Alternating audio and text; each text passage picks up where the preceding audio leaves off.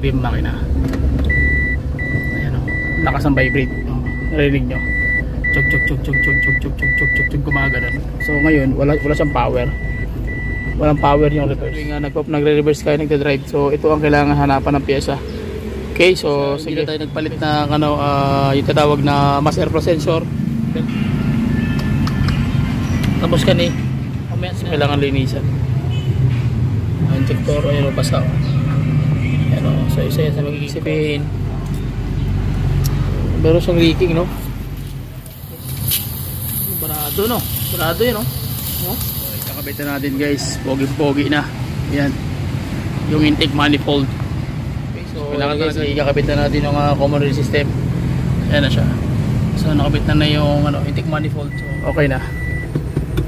Okay na. So sige. Check natin yung harapan. Okay guys, so palang araw, Toyota Beats ang problema natin. So samahan nyo ako sa basic pointers sa tutorials kung paano yung ma-address natin yung concern. So yung problema nito ay nag-vibrate na malakas pag naka-reverse ka. Tapos pag nag-drive ka, malakas pa rin yung vibration. So ang problema ay check natin kung ano. So tara, let's start. Let's do it. Pasok. So pandalin natin yung makina guys. So, check natin yung okay. On. Start natin. So agad yung agad yung pambelt. So pakiramdaman nyo mabuti guys, naka-park yan. So magre-reverse tayo, makikita nyo dun sa indicator niya yung park. Okay, so magre-reverse ako. Tingnan nyo mabuti yung makina. Ayan o, lakas ng vibrate. Narinig nyo. Chug chug chug chug chug chug chug chug chug chug chug gumagano. So ngayon wala siyang power. Walang power yung reverse. Ayan o. So kung gawin natin, neutral natin yung makina, tumatahimik, maganda yung idle. Pero pag ni-reverse drive, bumabibrate. So may problema talaga yung nito, loob ng engine or transmission. So ang gawin natin, engine scan muna natin para makita natin yung problema. Okay, so tara.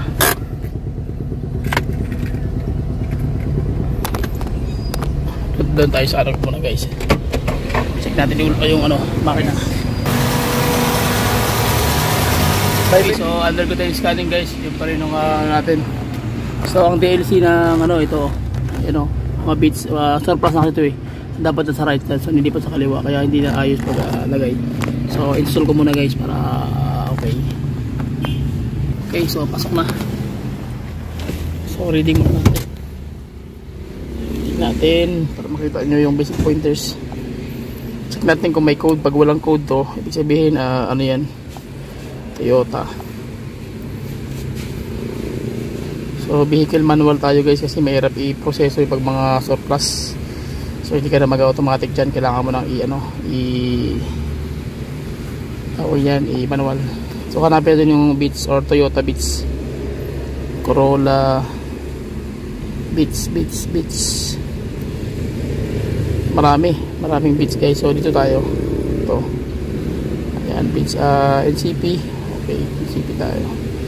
YNC. So old model to na sa mga 2000 yan. Okay tayo.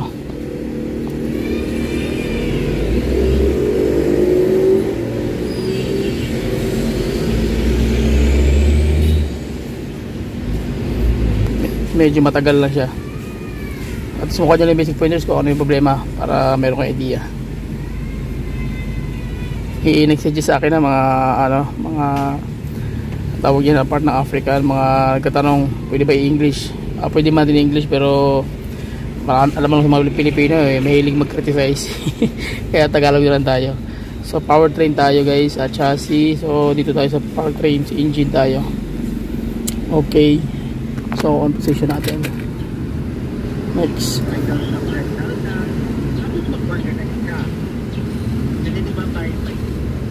Okay, connecting to ECU. Pina-reading na raw to doon, so wala raw siyang fault code lumabas. So mangyayari naman dito is check natin kung pag walang lumabas, ibig sabihin nasa problema doon sa mechanical pag ganyan yan. Okay, so trouble codes, reading trouble codes.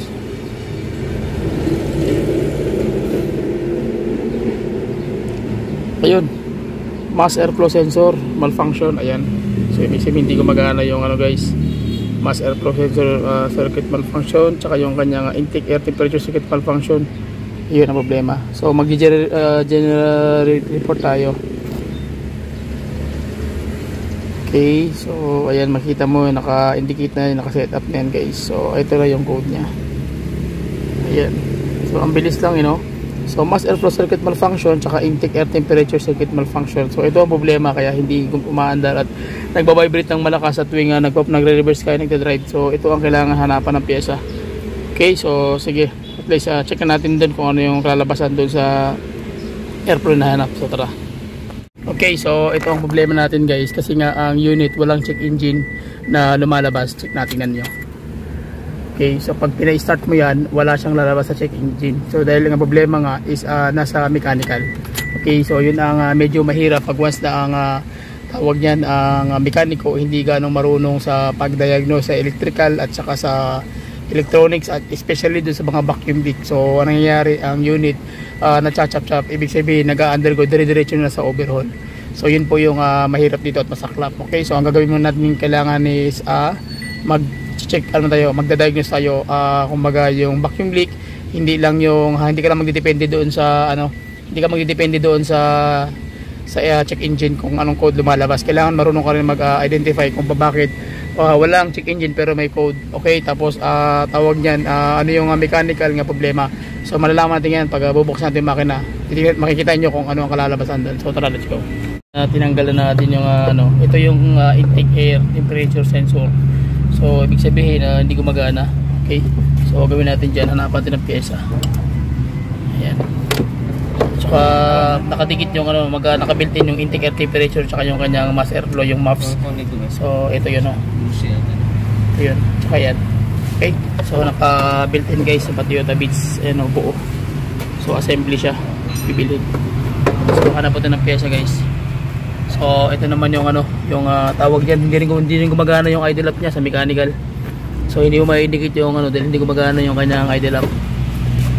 Ito, sira yung idle lamp niya. Ayan. So tanggalin mo rin ito Brad, itong idle lamp. Dapat gumagana yan eh. So sira yung idle lamp, hindi gumagana pag pagkaroon ng aircon. So sige, break tayo guys, magmatapos na tayo. So ito guys ang problema, para itong hose na to. Ito, so nakakonect yan dito sa niya. Nakakonect yan dito. Okay, so ngayon ito naman nakakonect dito. So ang problema, maliit tsaka barado na to. So mechanical ang problema, walang supply ng hangin. So isa din to sa naging problema. So mechanical dito, wala, hindi ma-detect ni ECM kasi mechanical yan. Okay, so, kailangan tatagusan yung hangin dyan na yun, supply ng hangin, para makita yung yung lakas ng RPM pataas.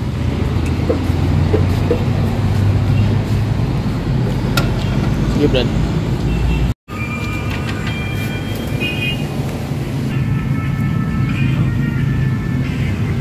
Yun, marado talaga. Tapos mamaya tingnan natin kung umiikot pa yung ICB niya. Kung hindi naman din yan. So i-call natin guys yung IACB kung gagana ba siya o hindi. Sige, on! Off! Off! On! Okay, okay. Ay, ibig sabihin gumagana ito ng maya. So okay na siya. So sige, kapitan natin yan. Okay, so ayan, kita nyo guys, tinanggalan natin yung kanyang socket ng injector. Ayan, basa. Ayan, so isa yan sa magiging cause. Ayan, basa. Ako na-sprayan na ito, basa. Carb cleaner. So may basa talaga. Pinakay kamay niya. So barado yung ayan, so barado talaga yung kanyang injector. So kailangan linisan. Okay, so ang gawin natin ngayon na maglilinis tayo ng injector guys. Ayan. So gamit natin yung tools na nabibili sa Shopee. Ito. Ayan, tapos yung mechanism nya. Ayan. 12 volts lang din. So available to sa Shopee. Ayan, assembly na yan. Yun. Dumi, no? Grabe dumi. Sige, fire.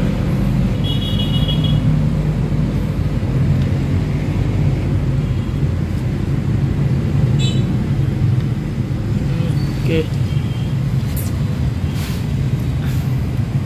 Tapos meron kang carburetor cleaner. Tapos yung sakit ipapasok mo sa dito. Yan.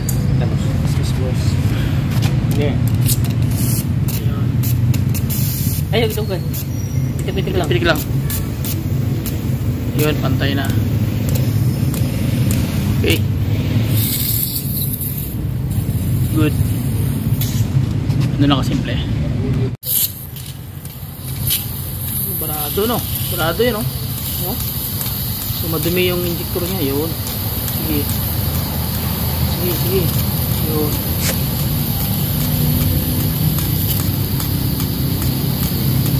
Yun. Okay na. Okay. Yan, o, diba? Linis na, no? Yun, no? Yun.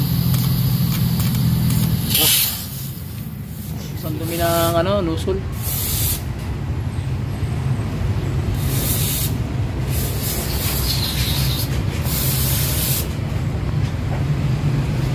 So, ayan guys, malinis na yung natin, injector natin. So, ang gagawin natin is magpapalit tayo ng o-ring. Ito. Ayan. So, bago na rin yan guys, bumili tayo bagong o-ring. So, ikakapitan dito isa-isa para walang leak. Okay, so sige, gamit muna. Okay, so, ayan guys, tinanggal na natin yung intake manifold. Ang atong birador, Brad, shout out. Okay kayo. Marag nakakain ng baboy. Hilo. So, ayan, kita mo yan yung niya, meron siyang mga tatawag na mga oil. So, ibig sabihin, meron siyang leaking, no? Limpyohan lang, So, ibig sabihin, marami siyang oil leak. So, sign of, hindi maganda yung So, lagyan na siyang gasket oil, limpyohan siya. Tapos, So, ayan. Iba yung madumi, Parang kulang ng power, no? Kulang ng power dumi. Dili pare sa compression niya Hindi parehas. So may problema talaga yung barbula. Yung problema to barbula at saka piston ring. Hindi pantay yung compression, no? Ayan, no? Kita nyo. So ibig sabihin problema yung niya. Sige, ganun na lang, Brad. So ikakapitan natin guys. Pogi-pogi na. Ayan. Yung intake manifold. Kailangan talaga linisan nyo kasi ma-check nyo kung may crack. Okay, so ikakabit na natin guys. Meron tayong gasket sealant na gasket oil para sureball na walang leaking.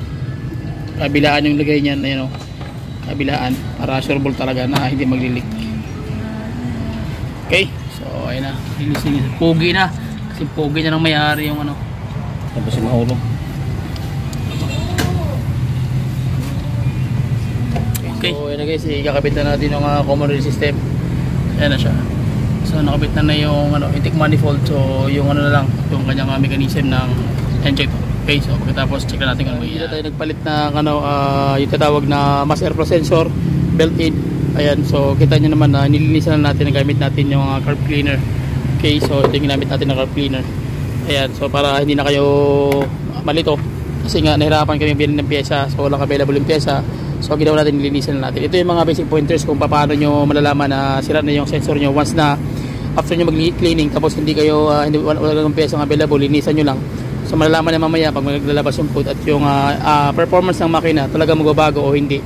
Ibig sabihin kailangan palitan. Pero kung halimbawa nagbago na at pa rin tawag yan, medyo gumanda yung andar, ibig sabihin okay yung pyesa. Okay, so yan kasi ang minsan kaibahan ng once na mga surplus, tapos may check engine, akala mo walang check engine, may check engine pero hindi na-address yung concern. Meron na mga walang check engine pero na-address yung concern sa magitan ng paglinis. Okay, so yung mga basic pointers guys. So pasilip lang yun guys, as may idea kayo. Kita nyo malinis na yan. Okay, so hindi na tayo nagpalit. Kita nyo yung luma. So nilinisan na natin, okay na siya. Sige, tara. So nakabit na natin guys. So check na natin. Okay. Tapos tanggalin yung oxygen sensor. Daki daw. Check natin guys kung ano mangyayari dito sa trabaho natin.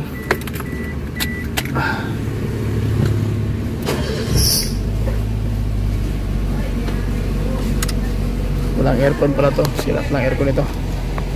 So okay, so gawin natin, reverse tayo.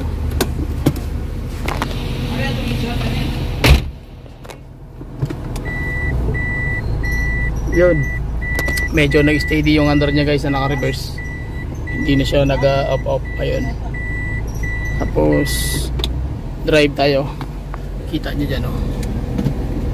Yan, segunda. Okay. Hindi nag-vibrate. So reverse. Ayan na. Neutral. Okay. Park. Reverse. Ayan. Okay, di na. Wala na vibrate. Steady na. Okay na. Yun. So, yun ang problema. Kita nyo. Dami problema niya. Vacuum leak. Tapos yung kanyang madumi. Yung kanyang injector.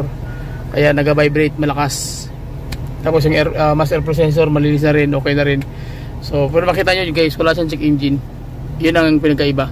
Okay, so dapat marunong kayo. Pag walang check engine, yan, minsan nagluloko yung ECM. So, ibig sabihin na na siya, may mga capacitor na hindi gumagana, may mga resistor na ganun. So, medyo siya guys, medyo kailangan may idea talaga kayo. Pag hindi gumagana yung check engine, kailangan medyo alam nyo yung sistema, mga leak, vacuum leak. So, at least okay na yung tira natin. Hindi natin papatakbo. Kasi ako po talaga yung mekaniko na hindi ako nag-test drive. Kahit ilang taon na ito yung mekaniko guys. Basta kasi pag nag-test drive ako, kailangan hindi pa naayos. Okay? So kasi once na mag-ayos yung makina, pag alam mo nang okay, ba't di ba kailangan test drive?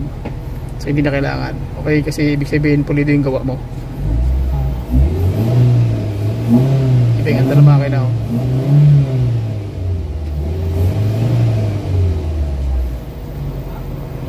Brad! Okay, so okay na.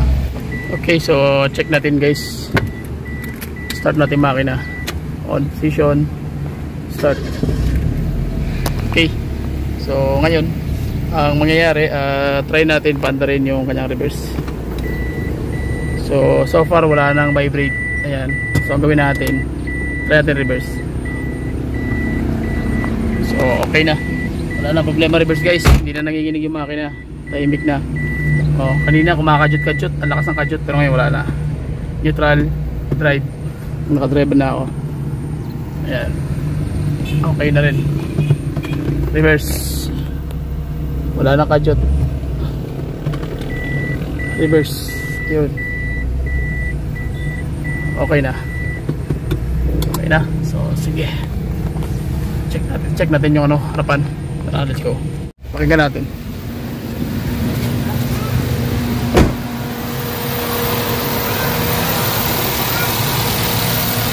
So double check natin kung baka may leaking yung gawa natin.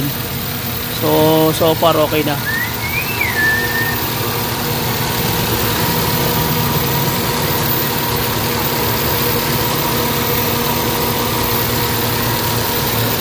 Okay. So RPM natin guys.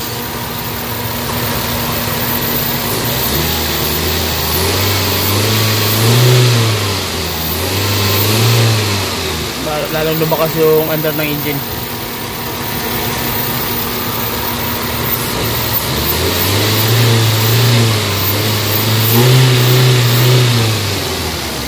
Okay, so at least kanya na basic pointers kung paano tirahin. Okay, so yun lang. Maraming salamat. Please subscribe to my YouTube channel. Comment na kayo sa aking comment section. Tapos tingnan nyo lang doon guys kung ano yung pwede natin may tulong sa inyo, kung ano yung comment nyo. Tanong lang kayo.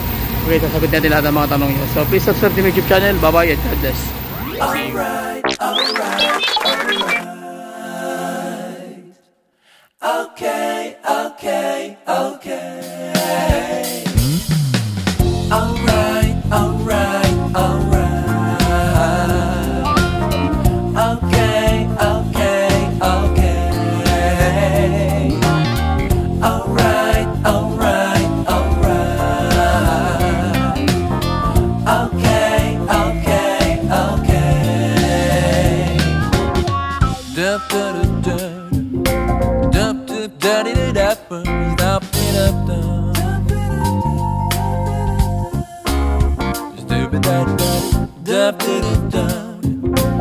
Da da